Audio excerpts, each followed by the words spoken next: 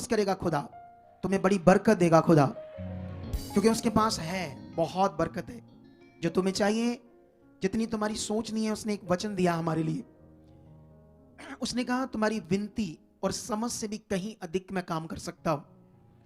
उतनी हमारी सोच समझ या मांगना नहीं है जितना वो हमसे कर सकता है, लेकिन कैसे, ये कैसे होगा, ये समझ हमारे अंदर आनी क्या है, बड़ी जरूरी है। लेकिन यहां पर आज मैं 2 3 4 वचन कंटिन्यू आपको पढ़ाऊंगा। सबसे पहले अगर रोमियो का एक वचन आप पढ़ते हो, मैं रोमियो से आपको एक वचन पढ़ाता हूं ताकि आप लोगों को बताऊं कि ये वचन क्या है। हालेलुया। इस वचन में रोमियो के 8 में एक का ऐसे वचन है, अतः अब जो मसीह यीशु में है उन पर दंड की आज्ञा नहीं। बाइबल में लिखा जो मसीह यीशु में है उन पर दंड की आज्ञा नहीं, वो सजा नहीं पाएंगे, वो नाश नहीं होंगे, उनका जीवन नष्ट नहीं होगा। लेकिन अकॉर्डिंग टू बाइबल अगर हम ये वचन को समझें तो ये वचन तब पूरा होता है हमारी जिंदगी में जब हम अगली लाइन को समझते हैं। अगली लाइन में ये लिखा, क्योंकि वह शरीर के अनुसार नहीं आत्मा के अनुसार चलते हैं, उन पर दंड की आज्ञा नहीं। परमेश्वर इस पृथ्वी पर भी उन्हें दंड नहीं देगा, पृथ्वी पर भी आप दंडित नहीं होंगे जो उसकी इच्छा में चलेंगे, उसके वचन पर चलेंगे। ये वचन आपको क्यों रखना है मन में, क्योंकि आपको ये समझ आए कि परमेश्वर की ओर से दंड की कोई आज्ञा नहीं और ना हमें कोई और दंड दे सकता है। ये दोनों तरफ है।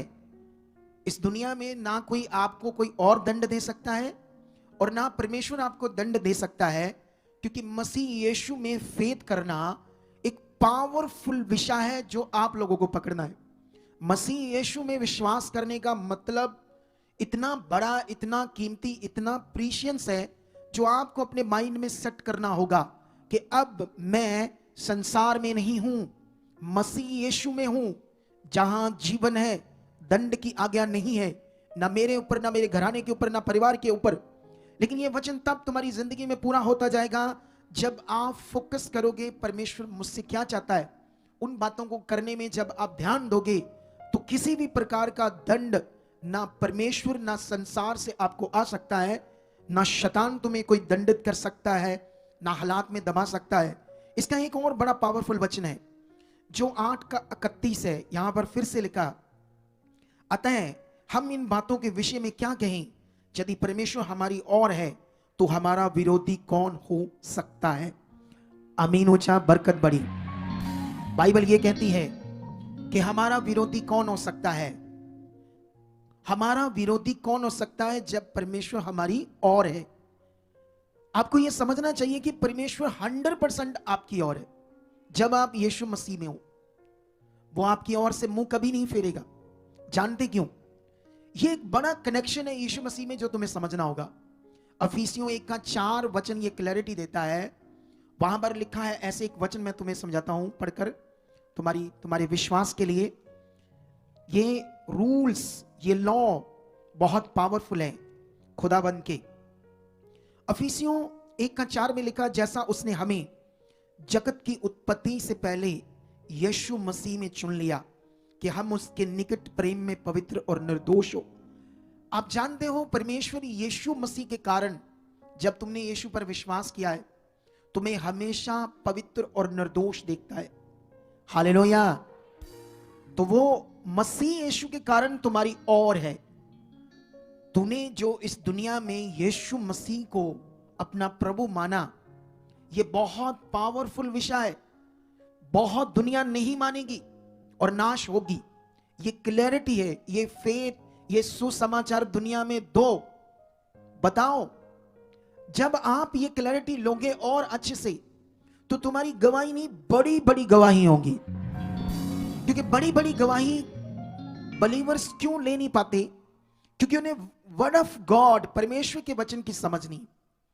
जब तक लोगों को परमेश्वर के वचन की समझ नहीं है या वचन की अंडरस्टैंडिंग, वचन पर चलना, क्यों परमेश्वर ने हमें लिखित रूप में वचन दिया है, अगर ये बातें जब तक एक बलीवर्स के अंदर नहीं बनी हुई तो वो बड़े काम इसीलिए नहीं देख पा रहा, इसीलिए वो पावरफुल जीवन को अपने जीवन में नहीं देख पा रहा, क्योंकि उसे वचन की समझ नहीं है। वचन में कैसे चलना, वचन के ऊपर कैसे चलना है, क्योंकि हमने वचन पर चलना है रोज, डेली, हर रोज चलना है।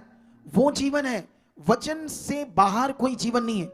वचन से बाहर दुख, रोग, बीमारियां, हालात, परेशानियां, क्लेश, ये सब कुछ है।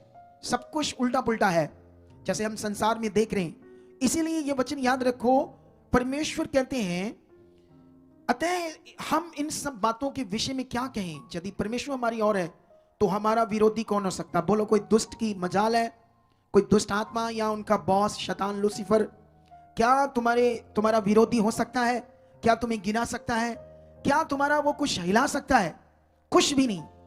अगर तुम वचन पर चल रहे हो, अगर तुम्हें वचन की समझ है, अगर हम इसको आगे बढ़े तो ये बहुत ज्यादा पावरफुल वचन है। मैं चाहता हूं आज आप इसको सीखो।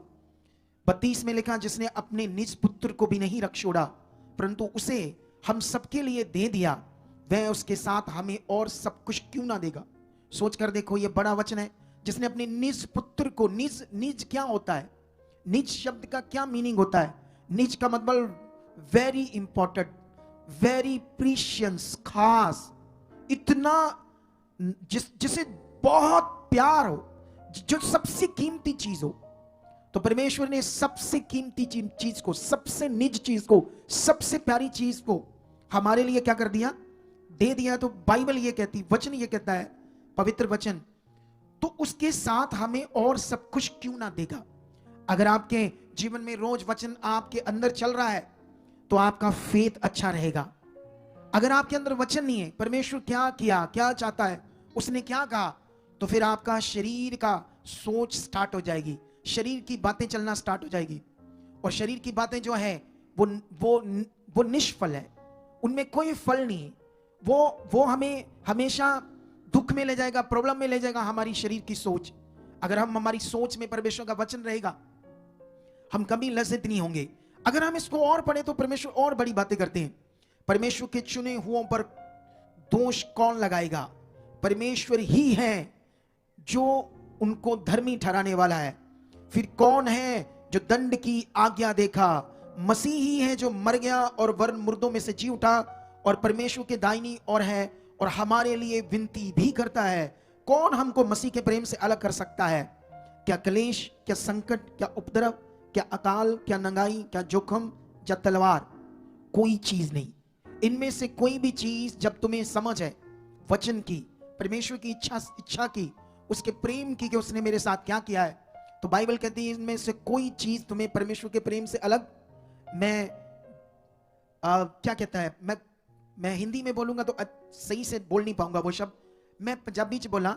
मैं पिखी विंड खालड़ा बॉर्डर के पास गया, एक गांव में, कोई कारण था मेरे जाने का।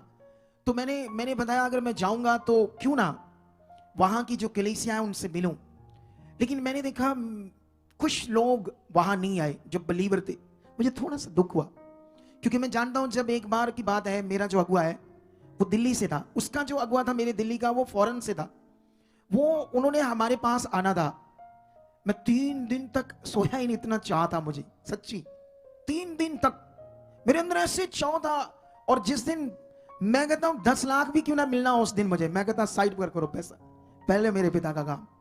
यही मन देखकर खुदा मुझे यहां लेकर आया। हालेलुया। कितनों को बात समझ आ रही है आज?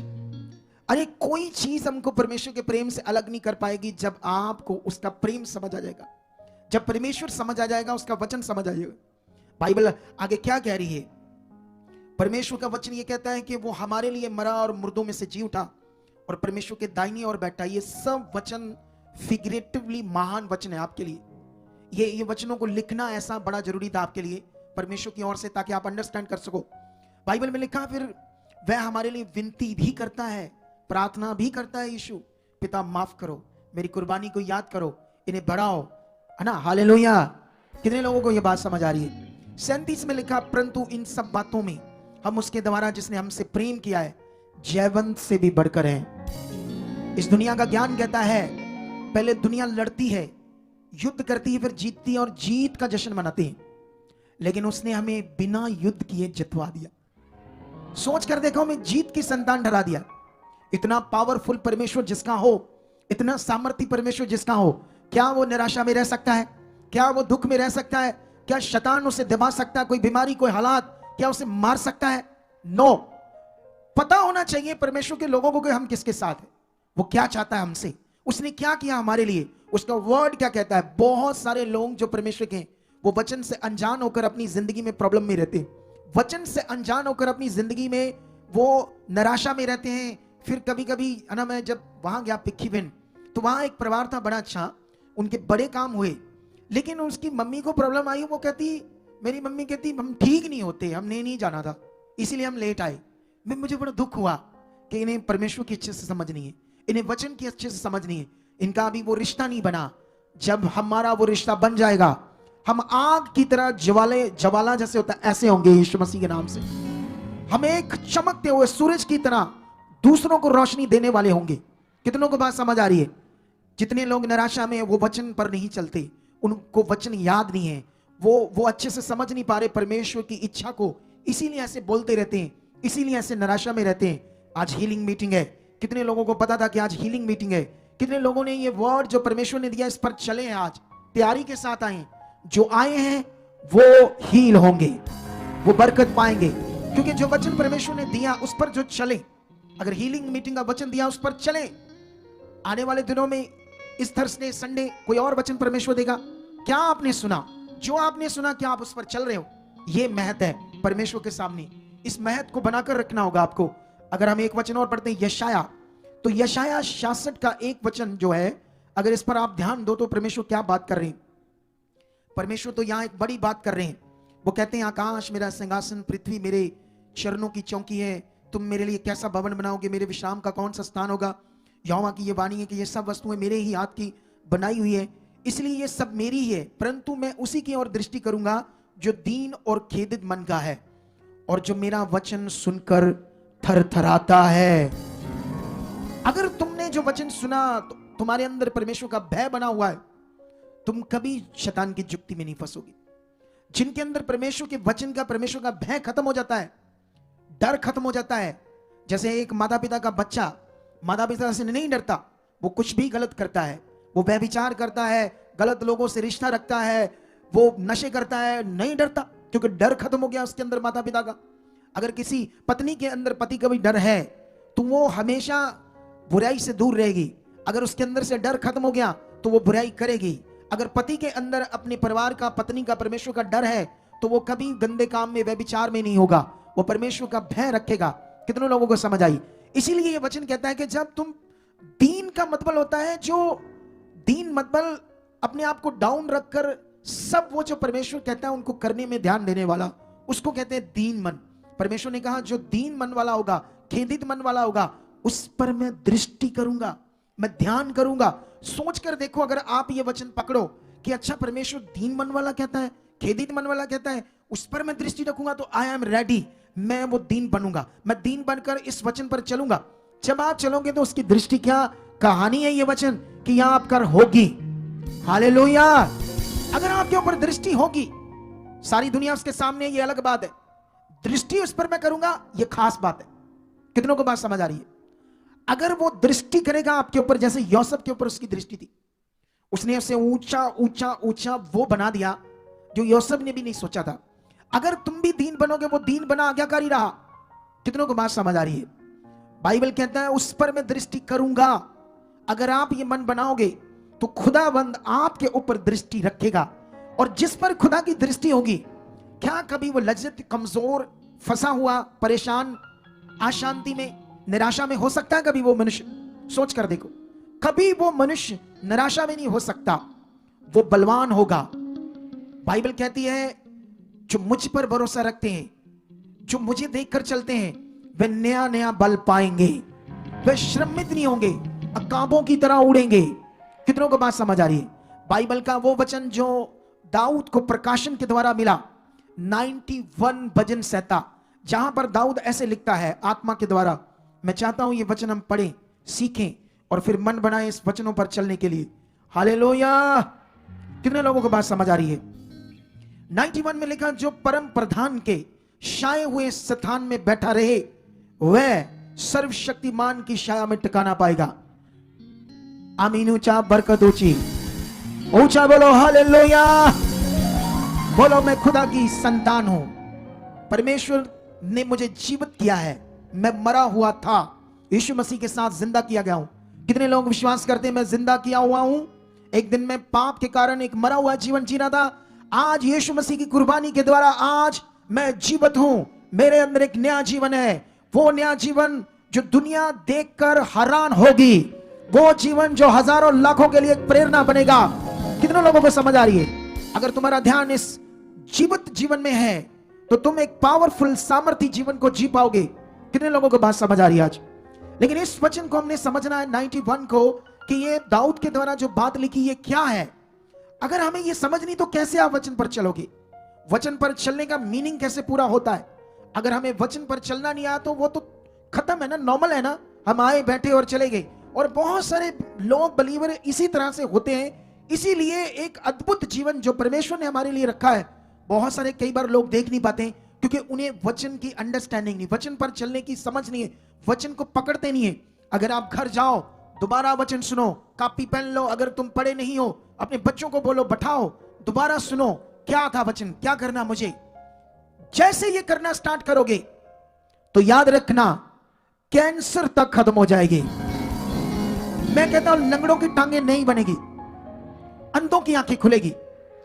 सचमुच ये इतना पावरफुल है, लेकिन लोगों को इसकी ना समझ होने के कारण वो इतना बड़ा फायदा सर्वशक्तिमान के पास आकर नहीं ले पा रहे, या बड़े कामों को देख नहीं पा रहे। कुछ लोग आज बड़े लोग देख पाएंगे अगर इस वचन को समझ पाएंगे तो।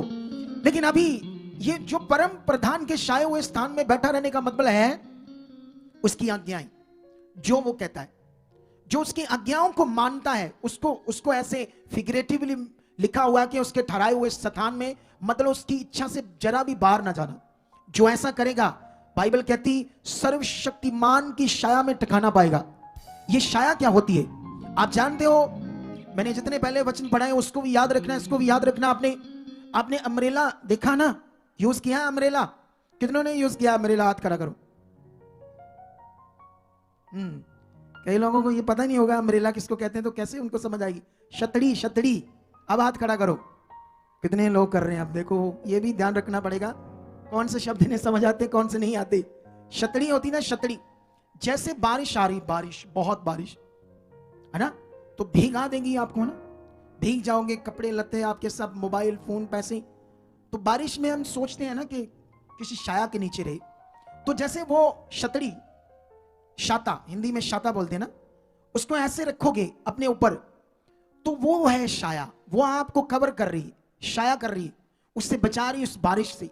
सेम खुदाबंद का वचन कहता है वो ये पकड़ना मेरा मोबाइल, सुनो मोबाइल कर, माइक पकड़ना, भाग कर जल्दी एक जन, हाँ इसको पकड़ना, जैसे ये देखो। तो परमेश्वर क्या करेगा? अपने हाथ से ऐसे ऐसे सेम तुम्हारे ऊपर छाया करके रखेगा। ऐसे सोच कर देखो, वो इतना पावरफुल परमेश्वर है, वो ऐसे तुम्हारे ऊपर छाया करेगा। लेकिन हम क्या करते हैं? उस छाया से अपने आप बाहर जाते हैं, बार बार बाहर जाते हैं, गलत चीजें करके, बुद्धि लगाकर, शरीर में जाकर, और फिर हालात आते हैं। वरना क्या मजाल है हालातों की, क्या मजाल है शैतान की कि वो तुम्हारी ओर देख भी सके। वो कहता जिसकी ओर परमेश्वर है उसका विरोधी कौन हो सकता है?